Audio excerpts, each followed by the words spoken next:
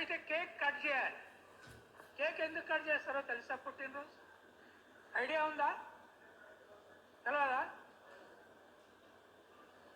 Jesus క్రైస్తు ఆయనను శిలువకేసే ముందు తన 12 మంది శిష్యులతో ఒక రహస్య గదిలో లాస్ట్ సప్పర్, సప్పర్ అంటే తెలుసు కదా, ఆఖరి డిన్నర్, లాస్ట్ సప్పర్ చేసేటప్పుడు అంటే ఆయన చంపేస్తారని ఆయనకు తెలుసు, ఐడియా ఉంది, మెసేజెస్ ఉన్నాయి. తను ఇప్పుడు ఏం చేశాడంటే బ్రెడ్ అందరి ముందు పెట్టారు.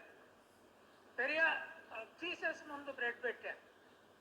జీసస్ ఏమన్నాడంటే, ఐఎమ్ బ్రేకింగ్ దిస్ బ్రెడ్, నేను ఈ బ్రెడ్ను విరుస్తున్నాను అని చెబుతూనే, రేపు నా శరీరము కూడా ఒక బ్రెడ్లా విరగబోతున్నది.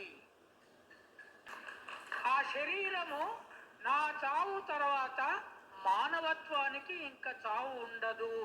నా శరీర ముక్కలు మీరందరూ తినండి.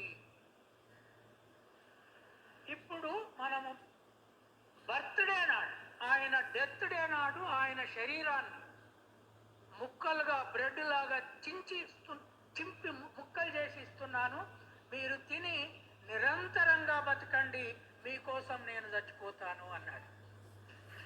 అట్లా కేక్ కట్ చేయడం అనేది మనం పుట్టి నిరంతరంగా మానవత్వాన్ని బతికించడానికి.